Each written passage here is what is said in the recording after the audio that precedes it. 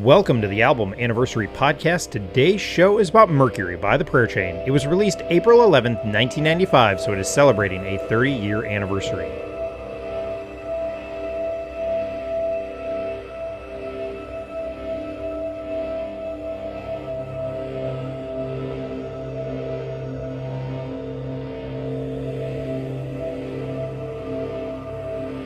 Hi, I'm your host Caleb, or Caleb the Spy on social media, and every day on social media I post about what I call album anniversaries. So on the Album Anniversary Podcast, we take a look at a classic album, an album we love, or an album that's important to us on the anniversary of its release date. Albums on the show often focus on alternative rock, punk, and my strange obsession with ska. In the 90s, I was super into the Christian music scenes that comes up often on the show. Today I'm joined by Scott. Scott, welcome back to the show. Caleb, I have one thing to say to you, and that is greetings. Greetings. Yes. Again, I think you climb up the ranks as one of my most often guests, if not the most. It's you, Brock. You, Brock, and AJ probably are the coming three. For you, Brock. Exactly. Yeah. Well, and you guys are sharing a show coming up soon, so, That's true. A little hint there. Yep. Well, I just, before we dive into this album, I've only seen the Prayer Chain once. They just announced that they're doing some more shows. And, they're going to do a couple shows, 3 shows in September of 2025. They're doing one in Nashville with Poor Old Lou, where they're going to headline. They're doing one in L.A. or Anaheim with Mortal. And then they're doing one in Seattle, where Poor Old Lou is going to be the headliner. Scott, how excited are you to try and make that happen? I'm excited enough to just tell my wife, and to not even ask my wife about it. I'm just telling her I'm going to go. That's not a bad. It's a bold strategy. It's not a bad strategy. That's right. It's a bold one. No, she knows how much it means to me, but also to crank this excitement up to 11. We're going, Caleb. We got to make it work. Well, and if she needs any encouragement, literally my wife's response was, I was like, I'll see, and she's like, just go, live your life. So just if that helps, that. She has somebody else to know. Okay, somebody else is dealing with this too. So yeah, we'll see. We'll see if it can work. I hope we can make it happen. At least one of those shows. So yeah, I'm super excited. Well, with that out of the way, let's dive into this album.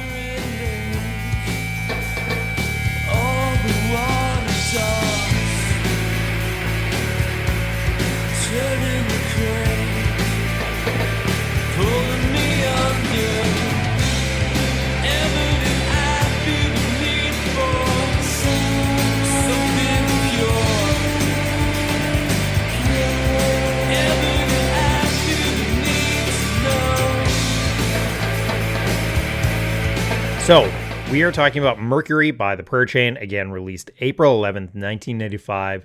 And per Wikipedia, this is their 3rd album. I'm not going to lie, the history of the band can be a little tricky to deal with. They have a couple EPs that come out, like the Whirlpool EP, and then they've got this 4-song demo EP, which I think is just EPs.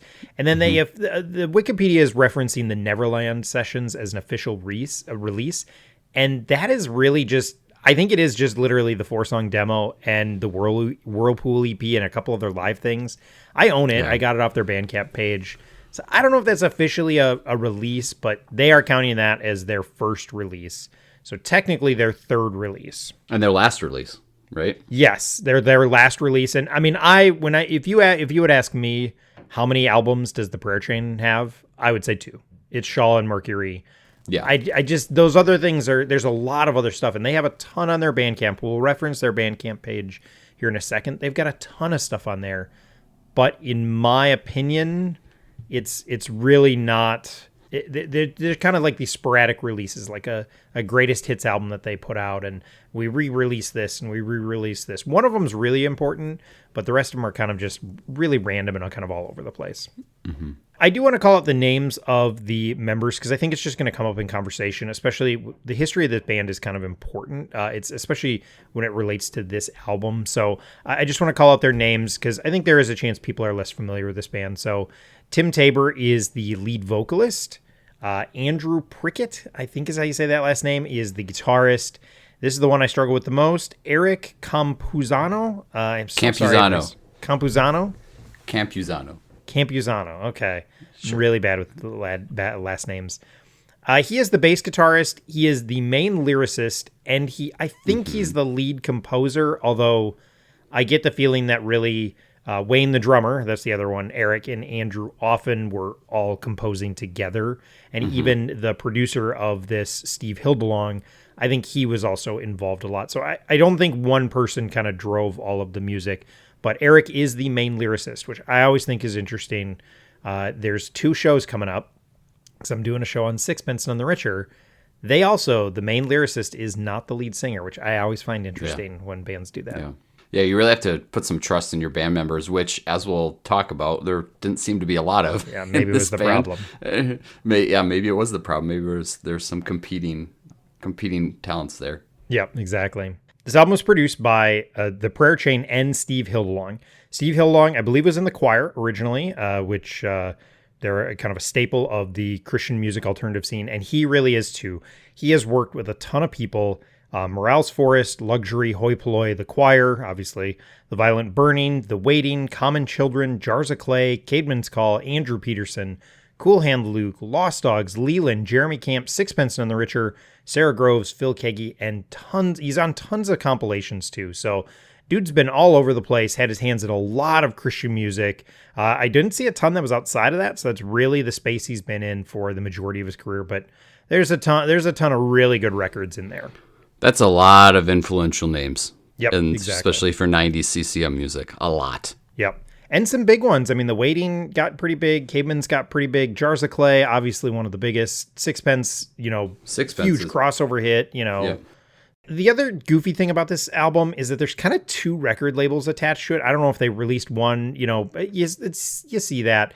So Reunion Records was one of them, and they are still to this day, they have some of the biggest names in Christian music on their record label. And the big call out is Stephen Curtis Chapman, I believe, is still on Reunion Records. It's either him or somebody else. But I mean, that is a big time CCM record label, still is to this day.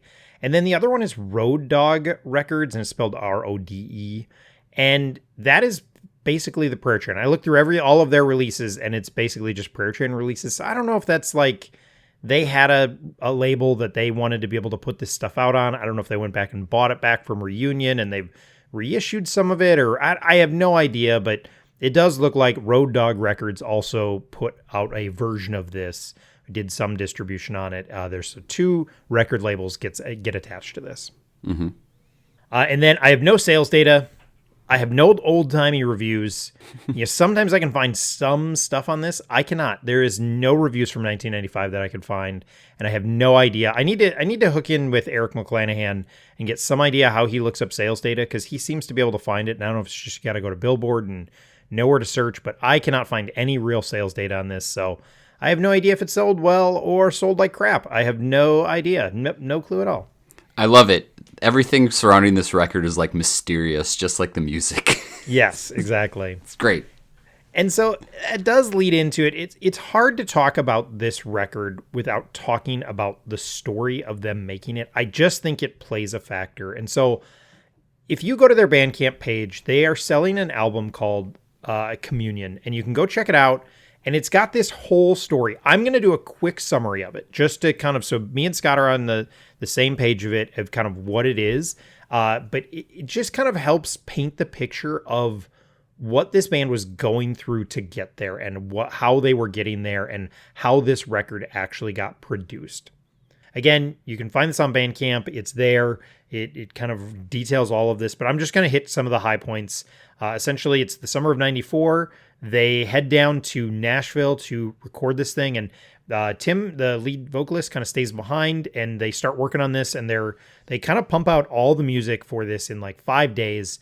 They get it out there, they get all that music out there, and then Tim shows up, and he starts working on the vocals, and they're kind of pulling these long days. They're working 18 hours on this. They're, while he's working on his vocals, he's kind of isolated from the group. The producer, Steve, is just working with him on the vocals. There's this tension. They're fighting about everything, and they just can't really kind of get going on it. They had headed out to Nashville with kind of not a ton of material, but they had like a bunch of demo tapes and kind of pre-recorded stuff that they were going to kind of work from, and that gets stolen right away. So then they just have to go in and just fly through it. And what they're going for is kind of unexpected and immediate. That is kind of, this seems to be the themes of as they're recording. And so there's stories of, Steve, the producer, like not letting them take another take. It's like, nope, that's good enough. Move on.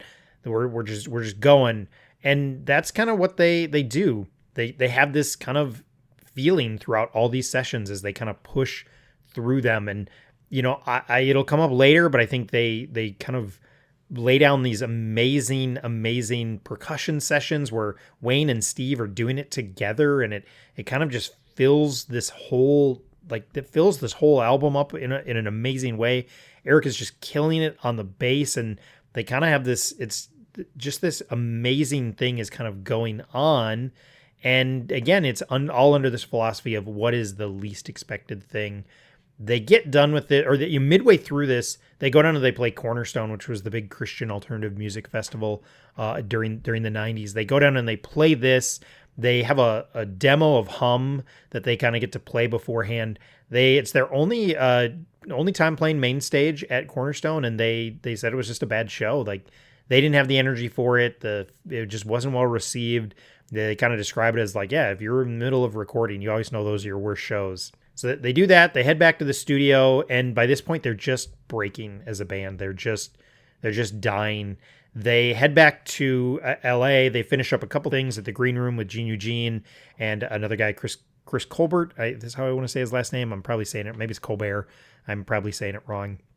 They finish up, and then Gene masters it. And even that mastering session is just kind of going for unexpected, and they're kind of throwing all these like random things in there, like they're panning unexpectedly, and the vocals are so far down in the mix, and the bass is too distorted. They've got all these things going on. They send this off to Reunion Records, and literally like days later they get this notification they get a phone call, or basically your AR guy is flying out to meet you. They go pick him up. They head to this restaurant. They describe it as we headed to the nearest Mexican restaurant. He put us all in a booth, and then he looks at us and he goes, "Are you guys okay?" And they basically are like, "No, we weren't." They were dying. I think the pressure of being the new Petra, the just churn with the, just feeling frustrated with the Christian music industry and the Christian music business. They just could not get along. They hated each other. They were hurt by each other, and it's just kind of all falling apart. They do go back and they try, and they're basically told like, look, we can't sell this.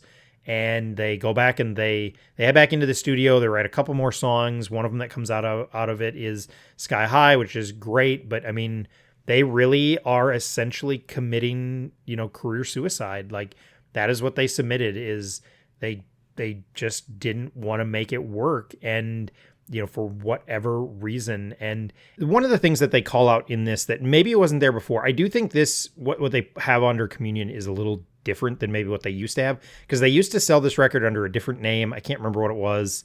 I have it. That's what I bought it on in my record collection, in my digital collection. It's not under Communion. It's under that old name, but it's the same thing. So I do think they've maybe refined this story, but they end with this comment about the idea that not everyone was like totally on board with this. It says at the end of it, and there's actually some other stuff about the actual mix, because that's what they're selling with Communion, but it says, it's also fair to say that the band was not completely unified in this abortive intent, and that, in fact, the dark specter of divorcing tensions participated in the sessions like a fifth member of the band. So that is the circumstances under which they are recording this. They are mad at each other.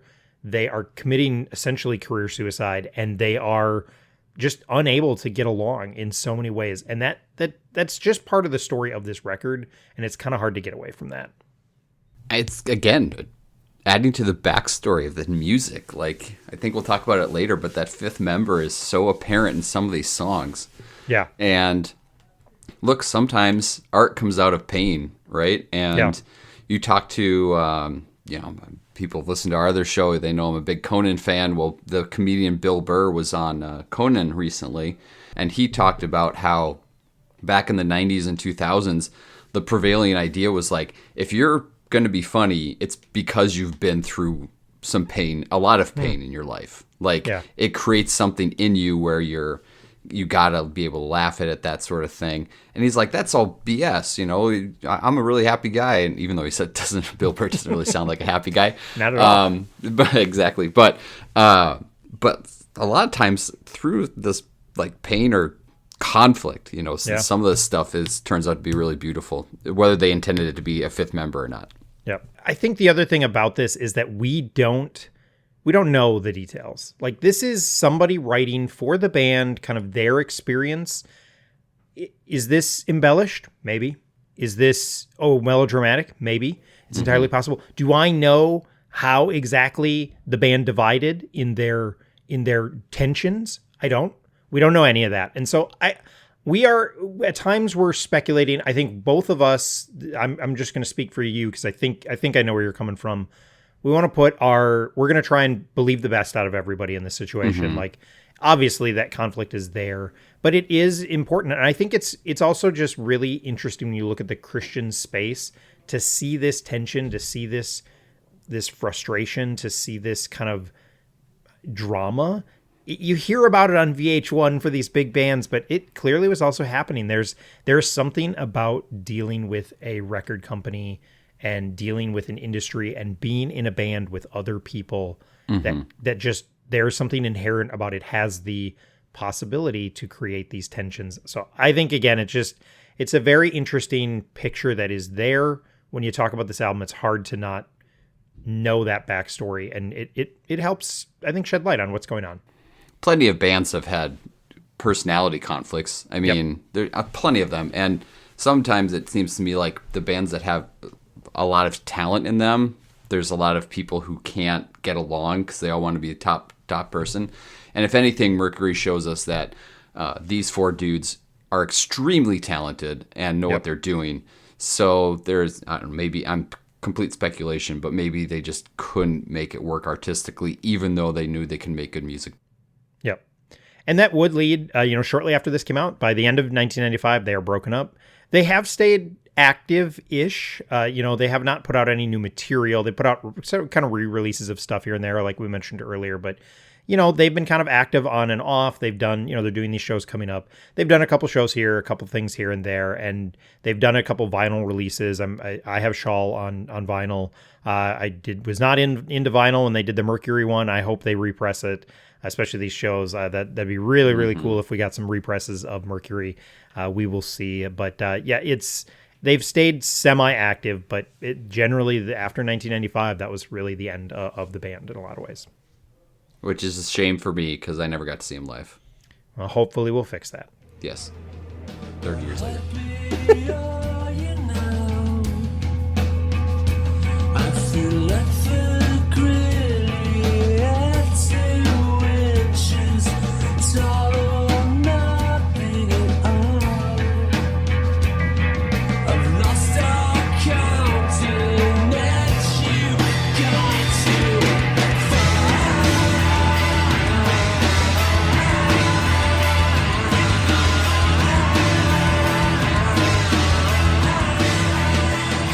Scott, how did you first discover this album? Let me take you on a journey. I was introduced to the Prayer Chain almost immediately when I moved back. Again, if people have heard my story on our shows, I moved back in 1994. I had lived overseas. Music was inaccessible.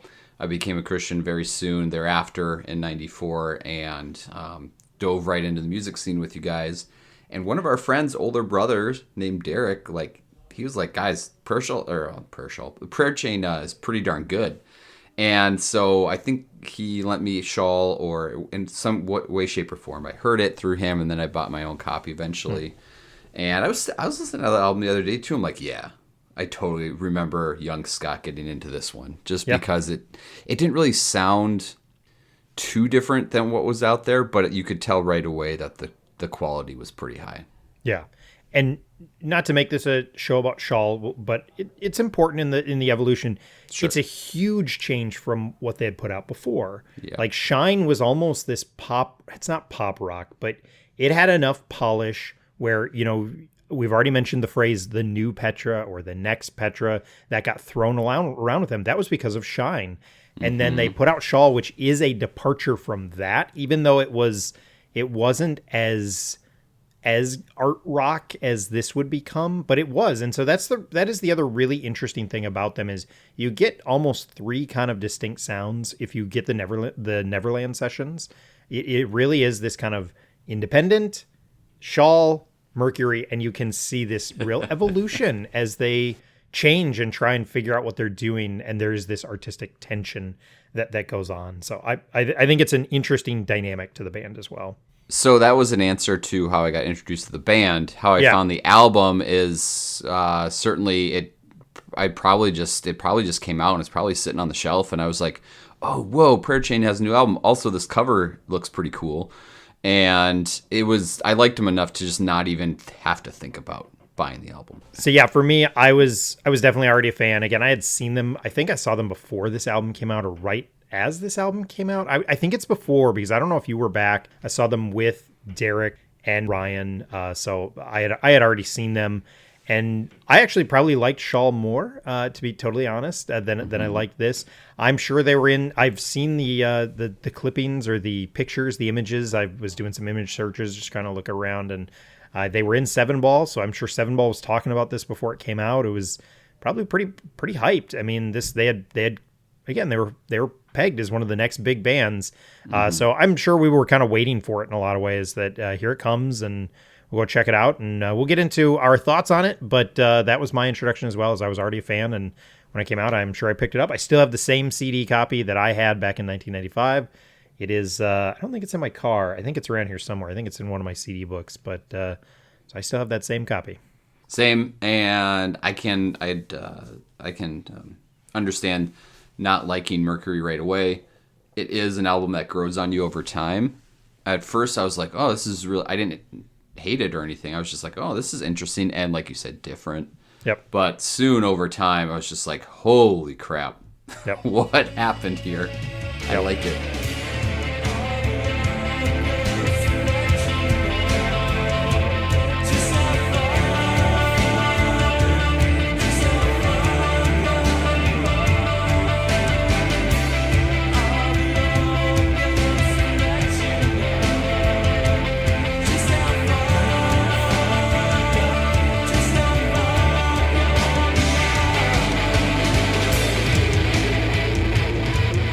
Well, it's a great transition then. What is it that you like about this album? It gives you just a ton of different styles. And for me, it was my first No Skips album, for sure. If you want to pick a song to skip, maybe Manta Ray. But I don't skip it because I think it works perfectly where it's at. Yep. It's a good song unto itself. And my buddy Matt, who hopefully will join us, Caleb, for a show about churches in the future, he's always been into music. He makes his own music, actually. And he would always tell us as his friends, like, look, if you really want to enjoy an album, sit down, no distractions, put on your best headphones, and listen to it the whole way through. And I think that if you do that with this album, you will understand why we love it so much, because it is artistically, poetically, frankly, almost near perfect as we could have gotten at that stage, at that time. And again, I didn't know it right away, but it wasn't soon thereafter I bought it that I was like, yeah, all right, this is very, very good. So I think the fact that we had something that not a lot of other people knew. Again, going back to comments I made before, none of my friends in college had this album, or anything like Christian friends had this album. You are the only one I know, and Ryan probably, and Derek, who owned it with me as well. And so it kind of felt like I got this really beautiful, gorgeous music I can keep in my back pocket. But it also explored different themes that we'll talk about with the songs that not all Christian albums were discussing. And it's like poetically interesting. Like, you kind of got to figure out what it's about. When we would go to the bookstore to find it, there was a lady there, or girl, whatever, who was a couple years ahead of us in high school. Her name was Christine, and she was like, I don't want to sell this album because I can't tell that it's talking about God or Jesus whatsoever. And at first I was like, I guess that's true, because it's really, you don't really hear it. I mean, a little bit. But it's not an overtly Christian album, I would say. You got to find it. And I love that kind of stuff. Yeah. And you say that it's beautiful, and I don't know if I would call it beautiful. I would, because I think there's even times in moments where the album is abrasive, like, and that is part of that tension. And they, you hear that story, they sent something off that was supposed to be very, very abrasive. They got pushback from the record company. They took a second crack at it. This is not as abrasive as that is. You can check out that much more abrasive version of the album that they wanted to do, or they attempted to do. So it is an album that I think may not be something that you sit down with the first time and go, oh yeah, this is it, I'm all in. For me, that definitely was my experience. I don't know if I loved this out of the gate. I think it might have been too much for me back in 1995. And it was instead something that I kind of had to grow into as a music fan. I had to kind of start to understand just other things. And I've said it before, I like a good pop sensibility. And there's not a lot on this that has a strong pop sensibility. And so I kind of had to find those things. But then it becomes this crazy, unique voice in the Christian scene. Like, how many other Christian albums are this melancholy? And just, you don't get that. And how many other Christian albums are this dark and brooding? Yep. You just don't get that in the Christian space in 1995. Michael Knott, pushes into it here and there, but nothing that's this consistently that way, because this is one collective unit of sound, and you kind of get that from front to start. I mean, it's just the whole thing through. Yeah, it was really unique, still is really unique unto itself, frankly. Yep. And I was just really happy to have found that, and already having an introduction to the band, understanding how well they could make music. But I mean, when I say beautiful, I mean beautiful just kind of in the like creative musical sense. It's not that it has to be rosy or attractive. It's not. It's kind of the opposite. And I'm like, yeah, I dig it. But also, and I think I like the word abrasive very much because it's not an aggressive album. Yeah. Right? Yep. It's just like, it's kind of pushing a lot of different topics and issues. And once you start realizing what you're talking about, like, oh, yikes. Like, you know, they're really trying to say something pretty heavy. Yeah. I like how you said it's not aggressive, because it is almost like the opposite of that, in the sense that it is, the word I would use if somebody was going to be like, how would you describe this? I'd be like, yeah, it's dark, it's melancholy, it's moody, blah, blah, blah. But it's droning. There is a drone, and it is pervasive throughout the album. The way the rhythm section works, the percussion performance on this is a masterclass. I mean, it's amazing. And then it's mixed with these kind of overly distorted bass lines. And there's a drone throughout this thing. And it's from the second it starts till the second it ends. And yes, there's some pauses in there, but it's just there. And there's these 3 points in the album, from Hum to Sky High to Sunstoned. All of them have these moments that just feel connected and cohesive. And the drone kind of goes on through them, which is so unique. I don't know if I've ever heard anything like that. And so it may not be something that you jump into and are like, I love it. But I think it's something that if you can kind of see where they're coming from and how they were like almost trying to make like an anti-rock album. Yeah. Like they didn't just want to make a standard alternative rock album. Once you kind of go into it with that mindset, you can just find I'm going to use your word, the beauty in it that they do bring to life. I have a couple of comments on that. You can cut this one out if you want. Please do. But I was thinking to myself, if a Christian, or it doesn't need to be a Christian, I suppose, if a listener was going to get high, would they listen to this album?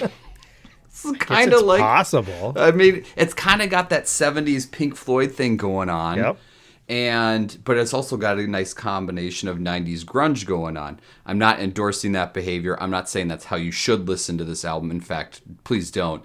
Yep. But part of me was like, when I submitted it in Music League, one of the comments my friends made was, I think people listen to this while they're high. I'm like, oh, Yeah, there's kind of that like 70s, rock vibe to it that way too.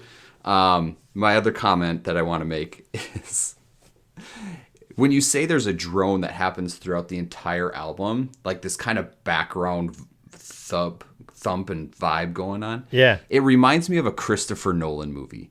I am not saying that Prayer Chain is the Christian Nolan of Christian music / the Christopher movies. Nolan of Christian music. Thank you. Sorry.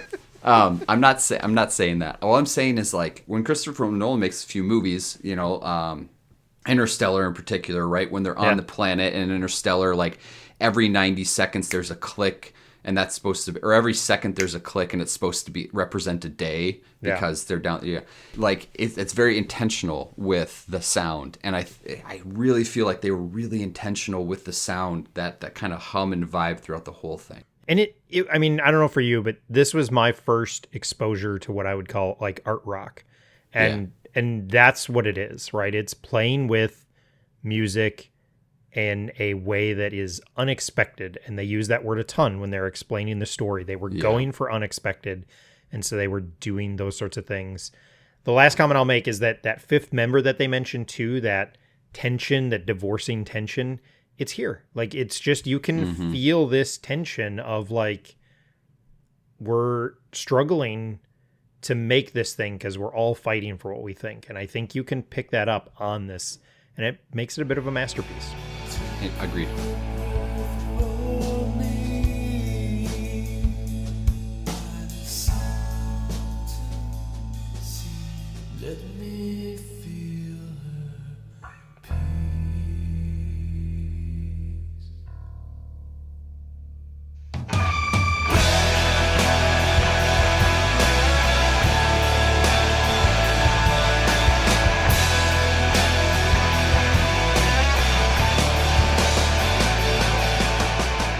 So why is this album important to you? Well, it's important because it's the soundtrack of my melancholic teenage years.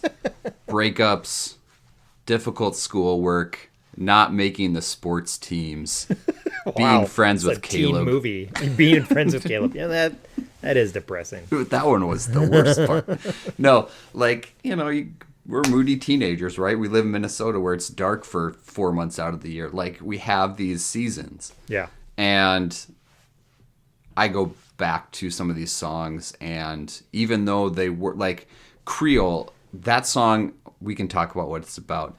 But as it crescendos to the end, I just always feel like raising my arms. Like, it's kind of that unbelievable force of music in basically every song that makes me feel very deeply what I was feeling in the moment. Yeah. And, a lot of that was like girl problems or whatever. Not that I had many girls around in my life, but, that was one part of it. The other part of it was like, this school's really tough and, I want to do really well. It's like, man, I'm tired. I'm upset with my grades. All that stuff that goes on in the background of high school. It had a lot of soundtrack quality for me. Yeah. I think I mentioned it kind of briefly there on the last question, the idea of that it was that first exposure to art rock. And I think that is something that makes it very, very important for me, is that it's one of my first exposures to things like musical experimentation, like music being a little weird and like it's not standard.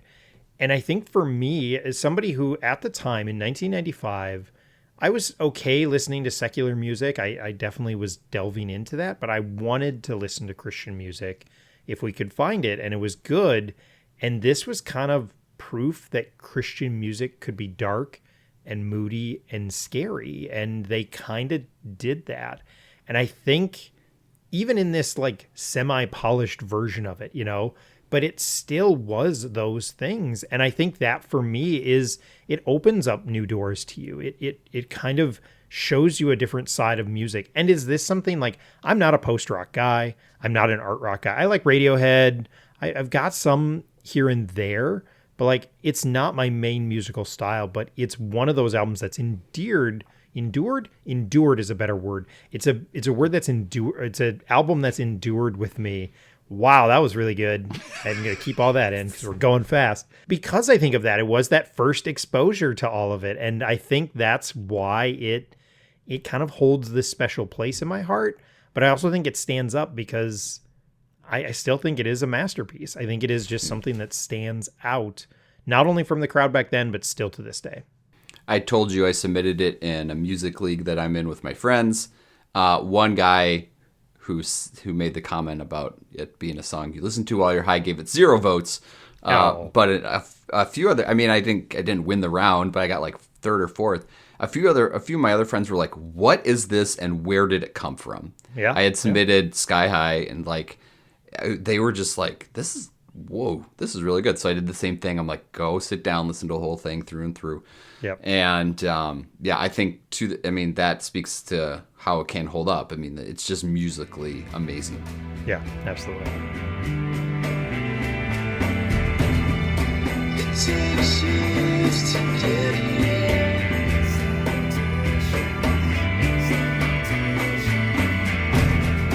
It takes years to get back all your feelings are streaming down your leg. So usually on the show, we talk about favorite tracks, and I think this album is kind of hard to... I mean, I can tell you what I think my favorite songs are, but this thing is so much better collectively as a unit. So we're going to steal little church jams now. We may not go long on every song, but we're going to probably just kind of go through track by track, make some comments, and then just keep on going. So sorry, you don't get to hear our favorite tracks, although we'll tell you what our favorite track is.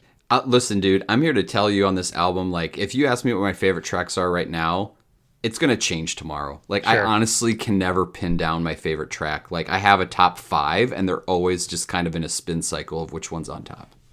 Yeah, I think I can do a top 4. I don't know. We'll see. I don't know. No, I don't know. Let's not get it. Let's just talk about it. Yeah, okay. Yeah. Okay, so let's start with Hum, and just kind of, the album kicks off with the song Hum. What are your thoughts on that one? Going back to your idea of there being this drone setting throughout the album, yep. It sets the tone. Yep. So it's not, I know it's, the lyrics are from Psalm 136. They're not sung very loudly. Yep. But it is intended to be a worship song. That's also what I love about the album is like they are doing what they view as worship. Do we ever sing Hum in church? No, because A, no one could ever play it. B, it was too weird. But I think this album sets the tone of what's going to come, and especially when you combine it with the next song, Water Dogs, it's kind of like, okay, here's our bookends. We're going to play in the space that these two songs create, and it's a really cool opening track just to kind of get you in the mood for the rest of the album. Yeah, it sets the tone. The drone is there from the beginning. The chant, the lyrics are, yes, worshipful, but like, I don't know, they're really hard to understand. Like, if I don't think I can do it without opening up the booklet or going to a website nowadays and just, reading those lyrics, because they're just, the vocals are so hidden in the mix, which again is something that to that point in my life, I don't think I had listened to an album where the vocals are hidden back in the mix. I mean, that's not what you did with CCM. Jeff Moore in the Distance were not hiding the vocals. Stephen Curtis Chapman was not hiding the vocals. It's just not what you do, because you bring those vocals to the front, you push everything else back, and this didn't do that, and that's a statement in and of itself. I love that Jeff Moore in the Distance is your go-to, like, lame CCM band. They kind of are. I'm not gonna lie. I agree. Keep using it. Yeah. Whatever we classify that band is, this album is the opposite. I'll have to cover them on the show at some point to make up for it. 40-year anniversary. All right, let's talk about Water Dogs then. So the second track, Water Dogs. What are your thoughts on that track?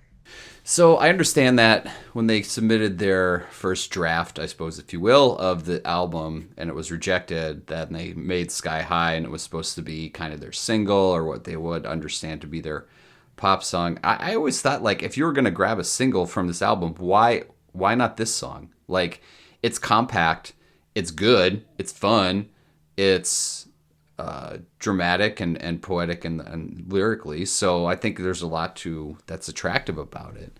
And it's a pretty standard rock tune. But like I said with Hum, I always kind of considered Hum to be kind of like this beginning, and Water Dogs maybe a slight callback to who they were on Shawl a little bit, and say, hey, we're still here.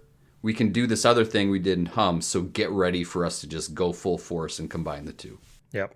Yeah, it's the only semi-standard rock song on the album. It's, it's a little over 3 minutes. I think it's 3 minutes and 20 seconds or so. And, it's the only one that really is kind of fits that mold.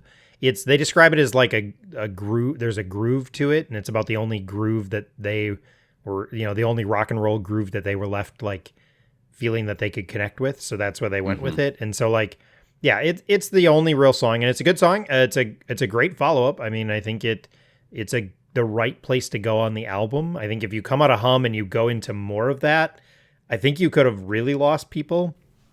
So I think going into Water Dogs is a good choice. And yeah, it's a great song. It's going to be real hard. You're going to hear us say that it's a great song about all of these. So get ready for that commentary. Sorry, not sorry. All right, so let's see if I can pronounce the third song here. You can do it. No, I can't. Grilliad. Yeah, you did it. Oh, there we go. Only took me like 12 tries. You did it. So yeah, this song goes back to the chanting and the drone. The drone comes back for this, and here we are. It's like there was that brief aside.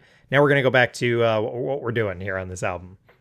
Yeah, isn't this the one where they were like making a commentary on the record label wanting them to be a certain type of band, and they were like, nope, this is our kind of rebellious song against you, record label, for being, trying to beat us down and create something that we're not. Yeah. And having that background, I'm like, yeah, I like this song even more now. Yeah, so it's a story of a beat down cricket. That is the narrative of the story, and I'm just going to read this because I think it's interesting. So Eric, again, the main lyricist, he says, the lyrics were derived or based on the fact that Reunion Records wanted us to become the next Petra. You hear that phrase all over. We refused it. And as such, we suffered. As the main lyricist at the time, they made me feel like a loser. And on top of that, they informed me that I was not a Christian. And essentially, I was going to hell, which our manager agreed with. Because all of a sudden we were going to lose a ton of money. I think this is the greatest song ever written by the Prayer Chain. I love it. Yeah. I love how he's like, this is the greatest song because it's a big middle finger to the record label. Yeah. And again, like this is their experience. I'm not trying to comment on whether they're right or wrong or overdoing it, but like that's kind of what they were going through. And so, yeah, it's a great song. I mean, obviously he there's a couple other songs I'll bring it up that he mentions as the greatest of this. There's a lot of songs of this that he kind of throws that greatest phrase around. But I mean, this is taking those emotions and putting it to music. And that's what this does. And again, what this conveys, it conveys a lot of those emotions so well. And I like the narrative nature of it. They don't do a lot of that on this album. A lot of the lyrics are super abstract, but if you read these lyrics, yeah, you can tell there's actually a narrative coming through. And so it's a nice fit in the album. In a lot of abstract spaces, you still get these kind of moments that are a little more grounded and yet have this real, true, raw emotion behind it that they really convey really well. It's also kind of, they introduce a little bit of a march here in the song that kind of keeps going throughout the album. This is kind of a repetitive drum beat that keeps going to kind of add to the vibe and the droning of Hum, the intro song. Yeah. So I think this song, I told you before, but in my opinion, the 4-song, and you made 5 songs include Hum, but in reality, for me, the 4-song stretch of Water Dogs, Grilliad, Creole, and Sky High, I don't know of a 4-song stretch back to back on other albums where I'm like, this is all A+. And sure. I love each of those songs so much, but Grilliad is really where we kind of get to the plateau of like, hey, we're going to be here for a while. Let's enjoy it. Yeah. I mean, there is These Are Not My Pants, the Mexican version. There's These Are Not My Pants. I get, this is probably better. Yeah, I take this back. Forget everything I said in the last 45 minutes because my opinion's clearly wrong. No, it's a great cleanup song, hitting number 3. Yeah. So I'm gonna gush over it too much if we keep talking, but Well, instead, how about you gush over Creole? Because I know you want to gush over that song. So let's just move on to gushing about that one.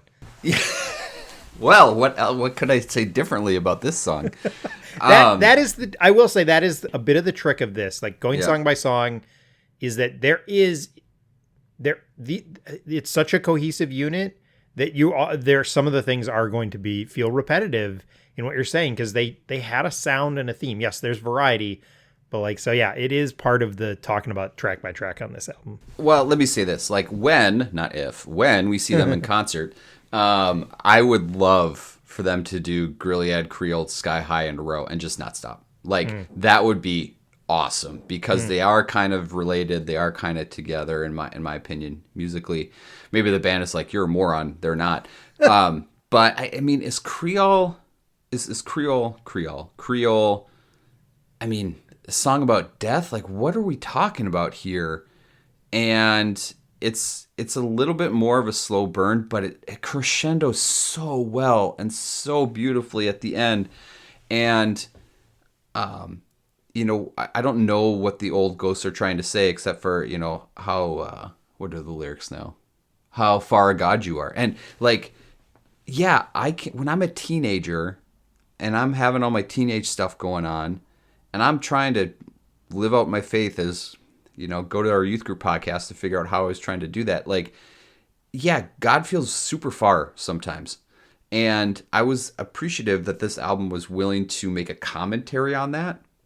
And at that time, it just kind of felt like, hey, it's a lament, right? It's a lament of feeling far away from God, but in a way that kind of holds some hope and promise as well at the same time through the music itself. So if you were to ask me today if this is my favorite song, I would say yes, because tomorrow it's going to be a different one. Yeah, so the commentary I'm seeing is another song written from an idea from Andy. Andy was the guitarist. This is a comment from Eric. Mm-hmm. Andy wanted a song about slowly falling asleep and dreaming and then slowly dying. So yeah, you get it. A good slow death. So that's kind of what they were going for on it. And then the other comment on it is they thought there's a little phrase in the song's called slow gay. They thought that was going to really be controversial, and nobody cared. Nobody, I don't think anybody caught it. Again, because of a bit of the mix and a bit of the linear nature of the song, I think nobody caught that lyric at all. But yeah, they would have caught it if the album became super huge. Someone would have freaked out. But we'll do that. 2025, we freak out. What? It's time. It's time? We'll do that at the live show. Boo. No. Well, here's the deal. There's the other note I can see on this is that they don't. They consider this song too difficult to play live. No. Really? We'll see. See, that's how good it is. It's just so. I mean, but to your point earlier with how this album was created, like some of the mixing and editing towards the end, obviously after the record, is really, really, really good. And I've listened to some of their live stuff that's on Bandcamp, and it's still, the songs still hold up. But I can tell a lot was happening in the studio and afterwards to package this up. You might want to check YouTube too, because they got some live shows on YouTube. Mm-hmm. Their YouTube channel's got a bunch of stuff too. The only other comment on this one is I do feel like this is at the beginning is almost another one that's almost a slightly standard rock song. Like it's another one that's kind of close, until it totally devolves into not being that at all. Mm-hmm. Like there's moments of it that feel like, oh yeah, this is kind of like a standard rock song, and then it's not at times either. Right. It's kind of amazing that they play with that in what is a 6.5 minute song. They go all over the place on this one. They really do. It's awesome. Yeah. Blood rusted away still today.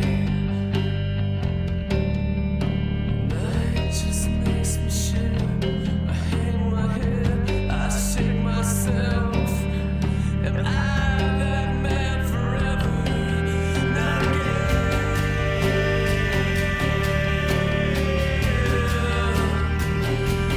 Not again. All right, so now we hit the middle of the album, Sky High and Mercury, but we'll start with Sky High. That's what I kind of consider the middle of the album. It's probably not actually, but anyway, it doesn't matter. So next is Sky High, and this is the song that if you hear that story, they submit this mix. The mix gets rejected.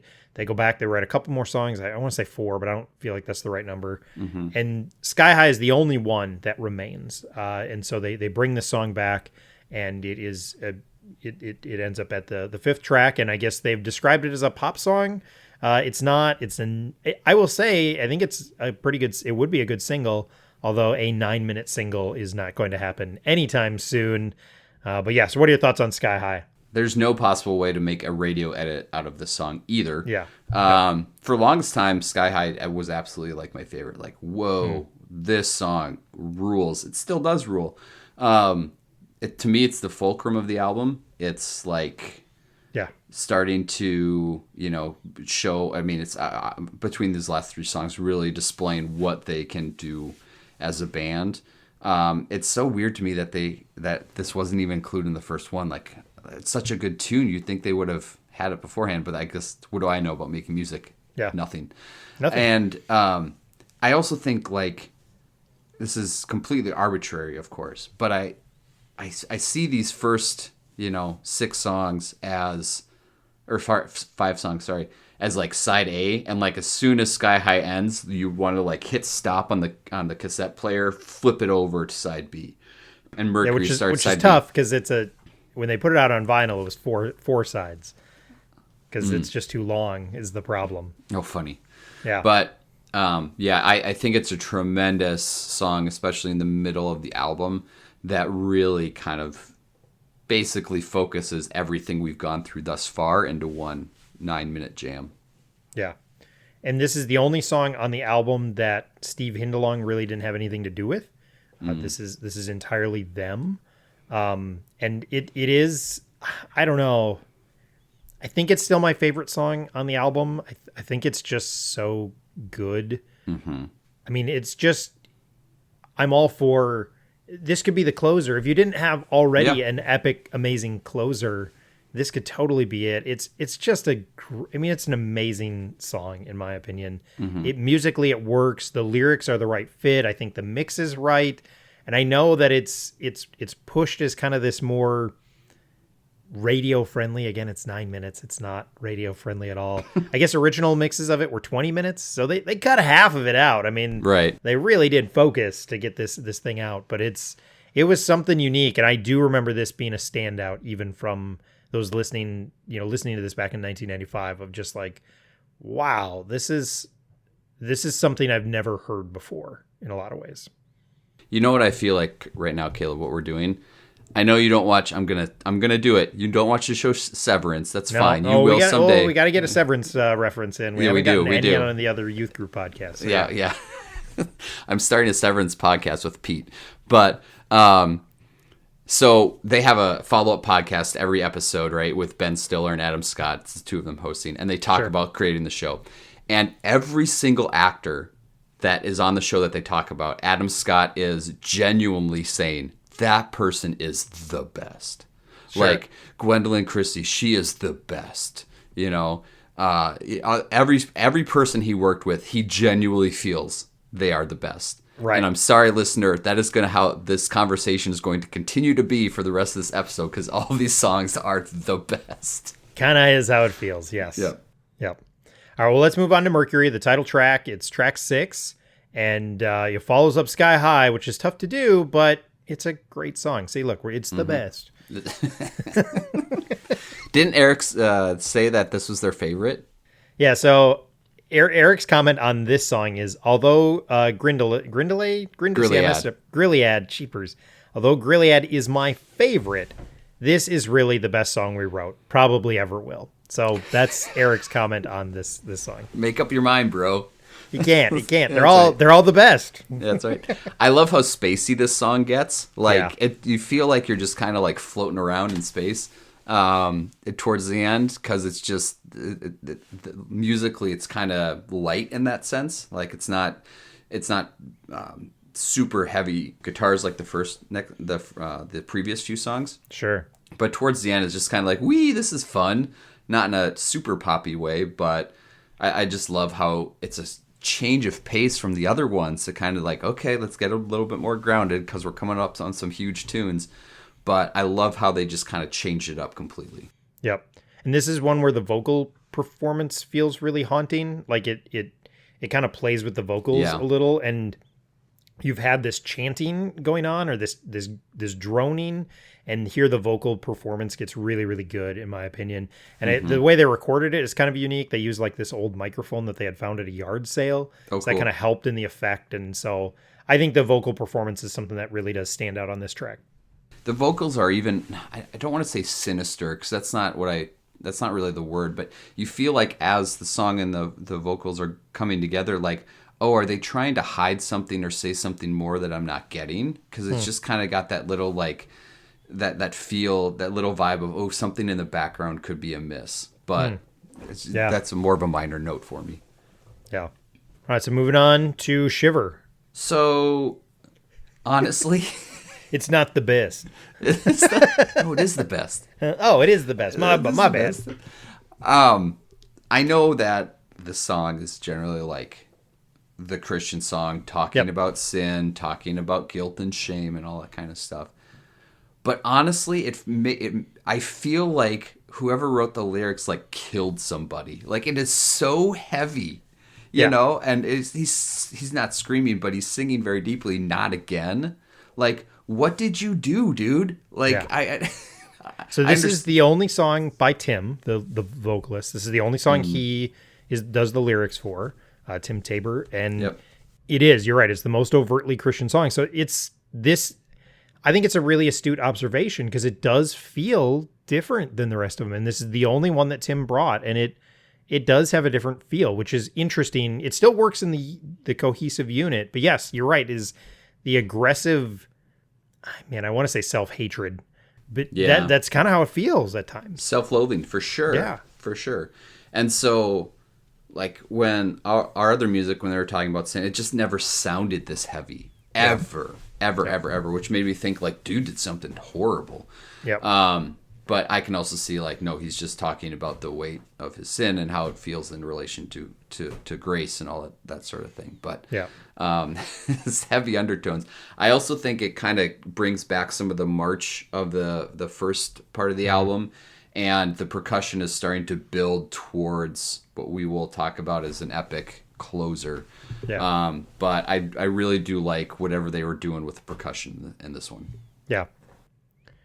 All right. Then the next song is Manta Ray. And so what's really interesting about this song, this whole album, is that there's 10 songs. And Tim is just there as the vocalist, and obviously gets the writing credit on Shiver.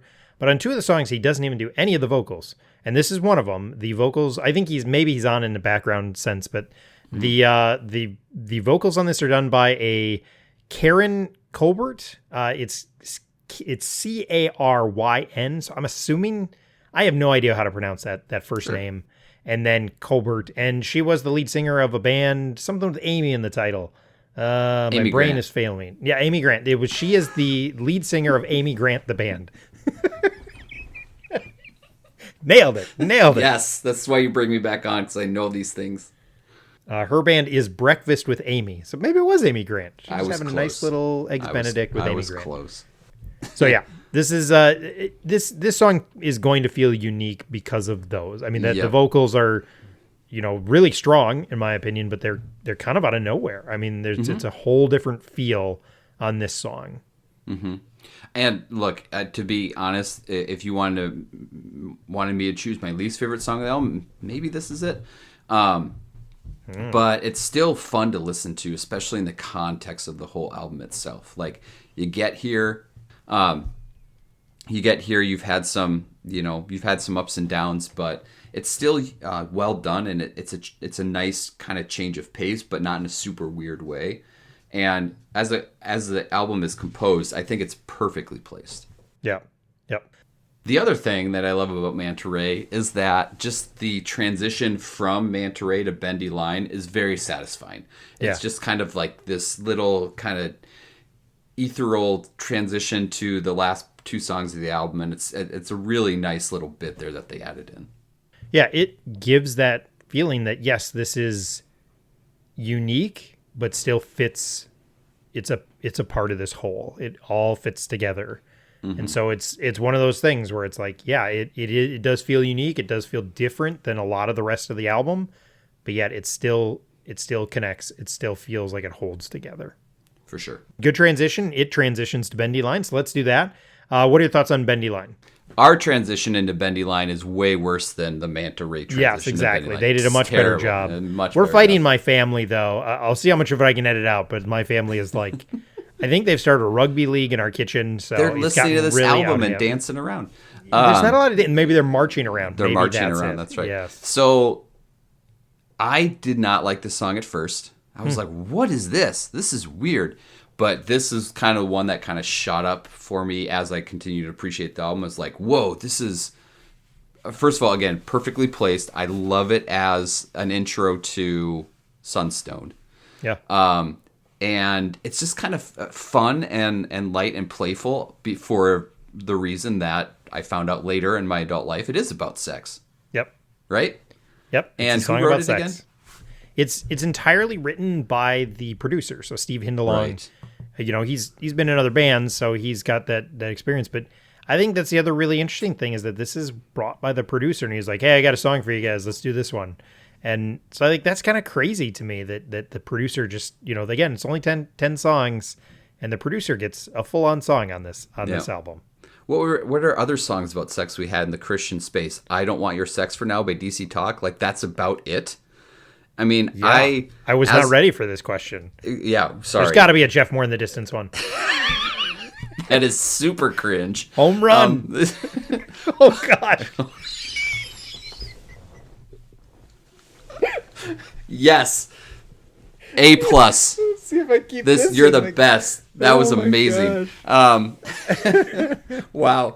No, I mean, look, as a adult married male, I can understand how this is like the Song of Solomon-ish type of vibe in this song. Like, sure, you're describing it artistically, and that once I found that out, I'm like, yeah, because I had started to engage with this album later on in life, I was like, are they talking about doing it? Because this really sounds like they're talking about doing it. And look, I'll be frank, for all intents and purposes, it's a great song for that topic. Like, it's beautiful in that way. There you go. You heard it here first. It's a great representation of that. You have nothing to back me up on this. I don't know what to say. Lost in my home run comment. Yeah, you ruined it. I've ruined the moment. All right. Yeah, so with that, let's move to the closer, and this is another one that if I'm picking a favorite song, it's hard not to pick this one, but the final track on this, I always want to talk about the closer, so this is going to be easy. Sunstoned is the closer of this album. I can't say enough about how great this song is in terms of just shutting down the album in the perfect way. Yeah. Like, it summarizes everything you've just experienced in the last 9 songs. Yep. And it's not a short tune. It's what, 8 minutes, 40 seconds. So 9 minutes for all intents and purposes. It's very worshipful. Yep. And like, it just builds and builds and builds to such a satisfying end of the whole thing. And if I keep talking about Music League, if Music League ever has a theme of like best album closer, this is the one I submit, if I'm honest with you. Now, that might be a little tough to get votes because I think it works. Nobody will have heard of it for one. Right. Well, but they might be impressed. But also, too, I do think that it's like a reward for getting here. Not that the previous 9 tracks were arduous and like, oh, I got through them. But like, it's a real reward for enjoying the rest of the album. They have described it as their best worship song. So here's another one that gets a greatest category. There you go. But it's for the worship side of it. I do think it's a perfect closing song for this album. It's a masterful close. It ties back to Hum. I feel like you can connect it even into Sky High, which is pretty amazing because they wrote Sky High later. So maybe I'm just totally fabricating that. But I feel like whatever they've done, the album has these 3 touch points. One at the beginning, one right in the middle and one at the end that all feel like they just hold the album together. Yep. It's the little things. It's the bottle cap hitting the floor at the beginning of the song, which somebody just popped a bottle cap off of a bottle of Coke, and they didn't realize that they were recording, so they just left it in. I mean, it's the fact that Andy sings. This is the only song in their entire discography, I believe, that he sings on, and it closes out it closes out the band. It doesn't just close out this album. It closes out the band's existence in a lot of ways. And that's pretty amazing that this is his one vocal performance, and it's great. I mean, it's unique. It doesn't sound like some of the other things on this, but it fits so well. And yeah, it's just the vocal performance is absolutely stellar. All of it works musically as it builds and builds and builds and then closes things down. It's amazing. I love when Tim's voice comes in the middle. I think that's just the timing of that is so perfect and satisfying. And then the tone, like we've been talking about, in fact, the same note from Hum kind of connects to this song, right? It's kind of like they're stringing it all through all the way to the end, and they know what they're doing. Like start of journey, end of journey. Hope you enjoyed it.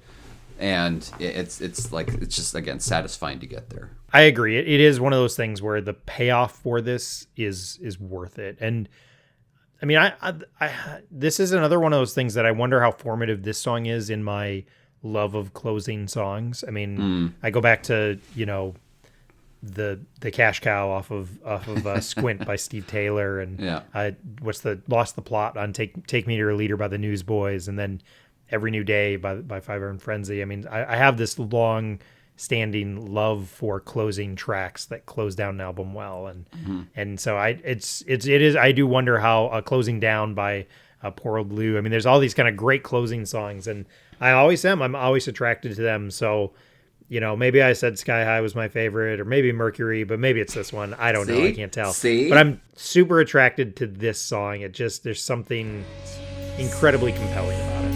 Yeah.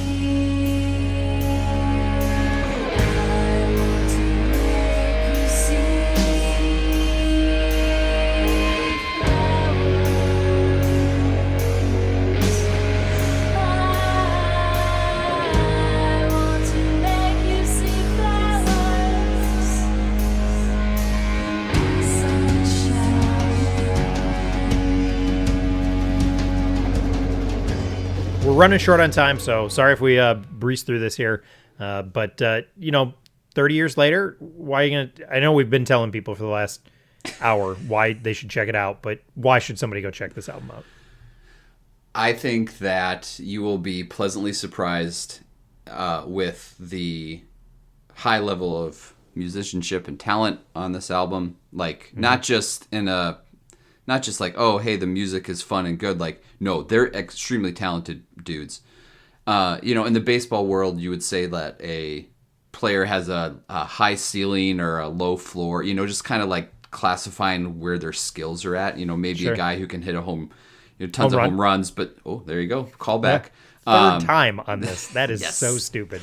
It's great. But strikes out a lot, has, a mid ceiling, but a really low floor because he could really hurt your team. Whereas your really talented players have high ceilings. They have high ceilings. They also have high floors. I think this is a very high floor album. If Manta Ray ends up being like the quote unquote least favorite song, it's still an amazing song. So I think you'd find that it fits really well together. It's really well edited, created, composed, and curated, while also just being backed up by guys who really know what they're doing and didn't want to fit into a mold. And I love that. I love that rebellious spirit. I love that, hey, we know who we are and we know what we want to do. We may hate each other, but we still know how we want to do this. Don't force us into a box, and you'll get something awesome. And it's just a real shame that nothing else, they never created anything else. Yeah, it's got a punk rock ethos without playing punk rock. And that's an interesting aspect of this, is it's another take on that idea. In the end, I think it's a masterpiece. I mean, I think maybe my nostalgia is getting the best of me, but it's absolutely a masterpiece. And for me, it rewards the listener who goes into it with an open mind. Yep. It rewards the listener who goes in and says, yeah, this is tension bottled into an hour-long recording session. Like, this is that aggressive angst of young adulthood when you are mad and you don't know where you want to be, but you still long for a connection to God. I mean, that's the one thing, is there's a couple songs on here that they wrote intentionally trying to make worship songs in the middle of this frustration and angst. And were they overdoing it on the angst? Maybe. I don't care. It's their experience, and I'll let them have it. But what they produced was, I think it's kind of, again, I've said it like 4 times, it's a masterpiece. And again, I think the reward is worth the investment for a listener. I was telling my wife the other day that, this album's not for her by any means. It's not for everybody. Not for everybody. I agree. You can't force it on anyone. But if you have kind of some of those inclinations of, the ethereal, well done, moody, melancholy stuff with a lot of hope in the background, I think it's definitely for you. But what I was telling her is like, man, I listened to this album, 10 plus times to prepare for our conversation. People would be surprised, probably based on my comments, that I even prepared. But I am going to put my neck out there and say at the end of the day, this is probably for me the best album of the 90s, Christian-wise, and maybe even non-Christian-wise. Like, I love it that much. Yeah, I can't argue with that from like how it hits you. I think it's a little lower for me, maybe just because of my general what I love. But again, is it an album from the 90s that you have to check out? Yeah, I'm putting it in my top. We were just doing a quick math off air. It's putting it in my top. It's in my top 100 albums of all time, which is a long list. I have a 350 album list going right now of like my favorite records. So to make the top 100 is a big deal. It's in the top like 25 of my records from the 90s. So obviously, if they again offer it on vinyl, I will snatch it up. So yeah, I think it's a masterpiece that's worth checking out. 100%.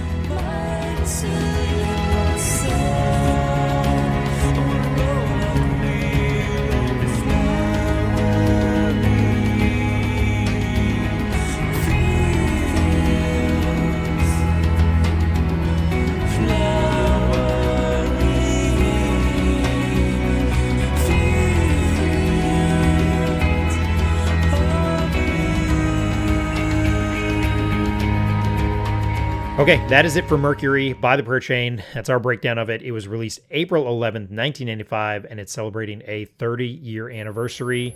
Scott, thanks for coming on the show. I know we had to do this quick. We're just kind of some schedule stuff happened, and so we kind of had to jump on this. So we've flown through this. So hopefully everybody still gets something out of this. But where can people find you online? And then I'll pitch our podcast at the end if you don't get to it. Oh, I'm not very much online. I think my Twitter X handle is STTeece. That's STTEECE. But of course, Caleb and I share a podcast called I Survived Youth Group in the 90s, which I hope you check out and come on to talk about not necessarily music stuff, but a lot of our recent guests we have talked about music meaning. Started adding it in. How music has helped their theology along the way. So that's where they can find me. Yep. I Survived Youth Group in the 90s. It's the other show we work on, and we hope you check that one out too. Awesome. Thanks so much, Scott. I really appreciate it. I know you got to run, and this was great. Thank you for having me. Really appreciate this.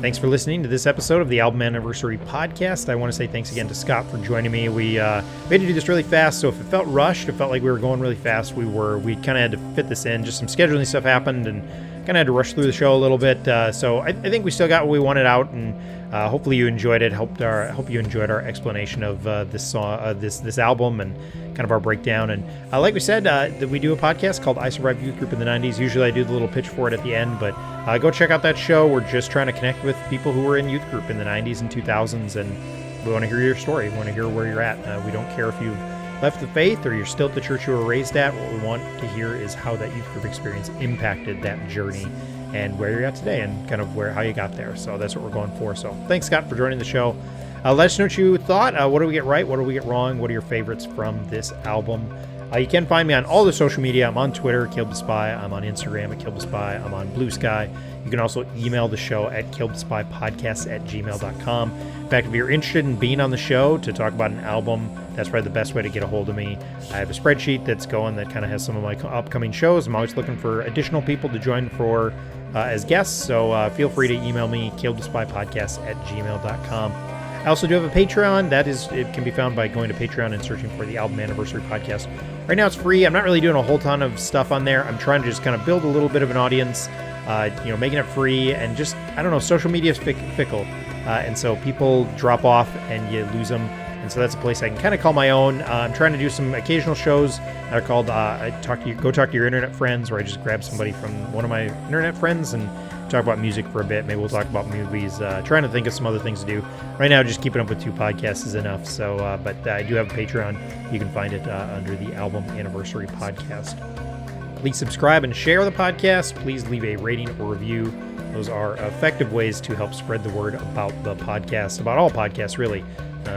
Like and subscribe to the podcast you listen to. And that's it. I think I'm probably going to just have all music from the Prayer Chain on here. Usually I use a song called Sing It Out at Street Level by Peg and the Rejected. I think I'll have enough from the Prayer Chain here to just fill in the song, fill in the show. So yeah, thanks so much for joining us, and we'll talk to you soon.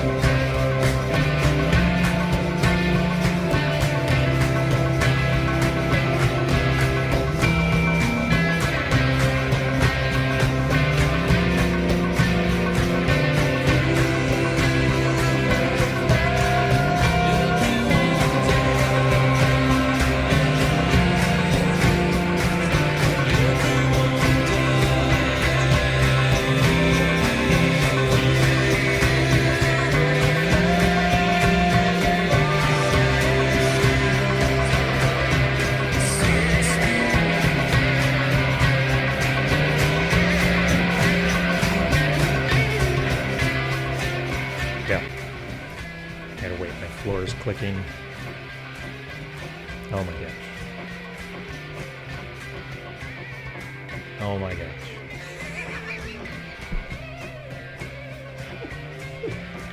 It's our We're it's our We're gonna make it. Oh We're gonna make it. Okay, there it's done. Oh my gosh. Oh, it's still. All right, I'm just moving on. Just keep going. Bendy Line, which is song 9. I mean it. I heard that one. My goodness. Hold on. Scott heard that. Anyone in trouble? The other line. They've been so loud. I'm going to have to probably just use the Zoom vocals on this. It's so loud. They're just constantly bumping into stuff up there. Okay. Can I say one more thing about Mercury? Yeah. Are you going to listen to Bendy Line when you hang out with the song because you're attracted to it? Yes, absolutely. I'm going to play them both simultaneously. Oh, man. All right, let's go on to our final question. We're doing again. Oh, you got 8 minutes. All right. Well, that's our breakdown of Mercury by the Prayer Chain. Again, released April 4th. Not April 4th. Okay, that is our... You gotta go. No pressure.